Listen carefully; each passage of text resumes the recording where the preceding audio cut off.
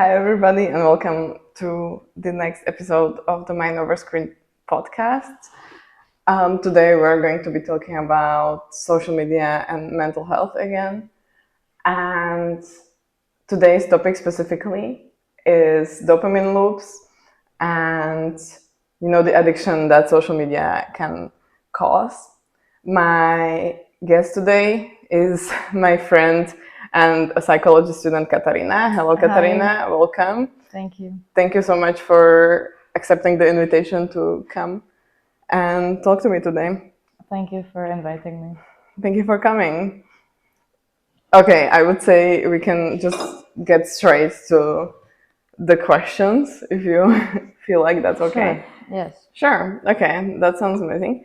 And so my first question is, how much time do you spend every day on your phone or on social media more specifically? On social If you media, know. I don't know how much. I think it varies quite a lot, but and it also depends on what kind of social media I'm using at the set moment in my life, because sometimes I don't have it. But I would say about. Does WhatsApp also count? To me, WhatsApp doesn't count that much, actually. Okay. Or like, it is still social media, but I don't know how addictive it can be since it has no like scrolling element or nothing like that. It's mostly just communication with others, I guess. Okay, I see what you're pointing at. So, I think an hour at least, maybe a couple of hours. Yeah. And how happy or unhappy are you with this number? Preferably, I would want it as low as it could be. Yeah, of course. I don't know. I don't really enjoy spending a lot of time on social media, although sometimes I do spend a lot of time on it. So yeah, it's a bit counterproductive as as you can imagine. But yeah, I don't find that it makes me very happy. Yeah, I get that. And so, does it ever happen to you that you just take your phone without thinking, that you didn't even realize that it's so automatic that you just take your phone and you go on social media without even realizing that that's what you're doing actually? Yeah, actually, this happens quite a lot. And that's also one of the reasons why I sometimes don't have the social media, or that I delete those app icons from my home screen to just hide them from there, because I find that it's super easy to just mindlessly open the apps and start scrolling through them out of boredom or just habit, and then get kind of like sucked into the reels or whatnot. Yeah, I agree. It happens to me like in the same way. That's why I also uninstalled Instagram recently from my phone, because then I make it less automatic to go there. What is your social media of choice? Social media of choice. Yes, that you use the most often, or that you find, the hardest to put down, maybe. Yeah, well, first of all, I think it's the ones that are based on short form content and media, such as the reels, like you mentioned before. And most reel heavy app, I would say, is TikTok, but I don't use that at all. So I just wanted to make it clear, because in case I did, I would say that. But since I don't have it, I think Instagram, because that one is, I feel like it's really designed to just catch your attention and make you spend as much time on it as possible. Also, with the current design that was changed, you basically have to go from, well, you don't have to if you click on it, but if you swipe, then you must go from your home screen to the reels and then to your messages. Oh, yeah. And like, what I like to use Instagram for is communication with my friends, mostly, and seeing what they're doing.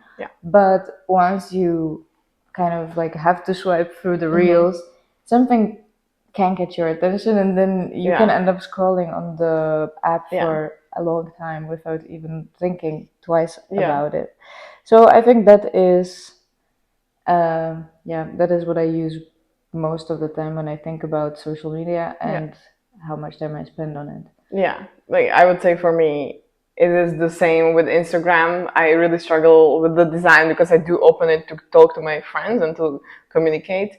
But then I do end up kind of sucked in either in stories of others or in the reels. And yeah, like for me, I, for example, like to use Messenger, and this is why, because Facebook and Facebook Messenger are two separate apps, and if I only want to talk to somebody, then I can do that without opening the Facebook app at all.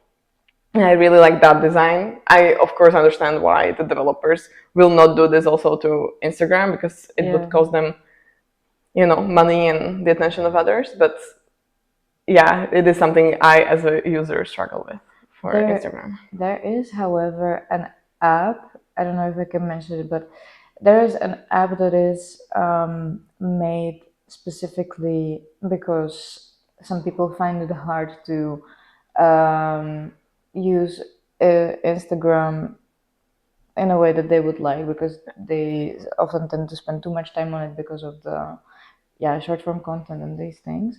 So there's somebody who developed an app without the reels, and you can also, for example, switch it to a black and white color scheme. And I find that also like maybe useful for somebody. Yeah, okay, thank you. I actually had no idea about this, so I might have to check that out after we finish filming the episode. Yeah, and how are your habits when it comes to, for example, like what's your morning routine? Do you tend to reach for your phone like immediately after waking up? Or do you like limit yourself somehow that you wait like 15 minutes or something for that? Yeah, I try to be conscious about this because I find that it is a better way to start my day when I wake up and I think about, even just to have a little bit of time for being present in the in that moment, and to just think about what I maybe have to do that day, or anything that kind of keeps me grounded is a much better way. It makes me feel much better to start the day off than just start scrolling on my phone. Yes. Although I do like to get ready listening to a podcast or something. Yeah. But indeed, maybe like 15 minutes after I wake up, I try not to use it. Yeah. Okay, that's amazing. And do you have the same also before bed, that you wind down, after so much stimuli from the internet, did you wind down before sleeping, or do you go directly from, scrolling reels to, sleepy time? Yeah. I wish I could say that is not what happens, but sometimes it is indeed what happens. Yeah. I would also like to have some sleep hygiene in a way that I would maybe take 1 hour to 2 hours before bed off from my phone or from any type of a screen, because it also helps you with sleep. Of course. But that is not something that always happens, for sure. Yeah. Also, like sometimes I'm busy writing some things for uni or so, and then I go directly to sleep. Yeah. Or but it is definitely something that I would like to be more conscious about in the future. To maybe have at least an hour to do something else before bed. Maybe read a book or yeah, that would indeed be the best, but it is still normal, and I think most people will relate to that to the fact that you don't have that sleep hygiene perfectly set up maybe, and don't have those 1 to 2 hours before bed that you just have to yourself without a screen. I think that's, although that is not the best for our health, but I do think most people will relate to it, at least people in our age group. Right. I was saying that when I talk to some of my friends about this, that it's definitely something that doesn't only happen to me or so. Like I know that this is kind of just also a habit that a lot of us fall into because unfortunately so. Yes. But that it's often like connected to maybe unwinding or just relaxing and like having that fun time. Like even I don't know if you've seen this before, but it's like people are even talking about this like on the online in the online space of like having the scrolling time before bed and how fun and relaxing and like unwinding they find it. Yeah, of course. I used to say social, like this, real time is my lullaby, basically, before sleep. I need it, otherwise I won't close an eye. Like, I need my, half an hour of scrolling time before bed. But I find it so contradictory because it only keeps you awake for longer. Yeah, and it gives you so much more stimuli. It is not that relaxing at all. Like, in one way, we do feel relaxed, but I don't think our brain is because we give it all of a sudden, hundreds of stimuli in a couple minutes, and there is no possible way that our brains can deal with that in such short amount of time. We weren't made to deal with this much information. Absolutely especially not. before bedtime. That is one thing, of course, but then you also have the addictive design, like with the slot machine type of design. So you might scroll and maybe you will find something that you find interesting there, but maybe not. But maybe if you scroll a bit more, then there will be something that you find interesting and funny. And then another thing is the blue light, of course, being emitted from your phone. So that also doesn't help with sleep. So maybe that's just my personal opinion, but maybe it's also connected to how stressful our lives are in general, and that people are yearning for this time to have in a day for themselves to just be able to like finally relax a little bit. Yes. It says a lot about the age that we live in and the like fast-paced environments that we are all kind of used to, that these reels overwhelming our nervous system are kind of also relaxing for us. I think it speaks a lot to our lifestyle currently, maybe. I would also like to ask you, why do you think, or like, why is it that we find social media this addictive? What makes it so hard to put down? What makes it so, or what do you think that makes it so that we reach for the phone almost automatically, even right out of bed sometimes, even at any, boring second, boring minute, we reach for the phone automatically because we know that it will, give us something that we need at that moment. Yeah, I don't think that it's like necessarily only about us as people, but I think that social media and these apps, it's not a coincidence that they are addictive or that people are addicted to them. But I think it's by design, and so it is a feature, not a bug. Exactly. So I think that they're designed in a way to make you spend as much time on it as you can, because after all, it's not just a social media platform where you communicate with your friends or see what other people are doing or get inspired or share your own life, but it's also a marketplace. So I don't know if you've noticed, they are introducing it very like lightly. I even forget myself that this wasn't the case just a couple of months ago, for example.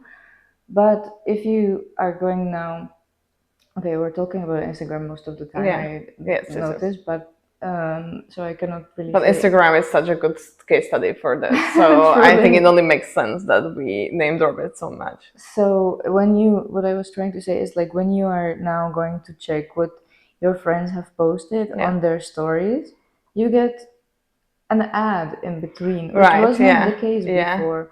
So I think it only makes sense that these apps are made so that they get as much data as they can by seeing what you spend the most time looking at, liking, either commenting, sharing, reposting, whatever, so that they know your profile, what you like, what you're most drawn to, so that they can then cater to you Yes.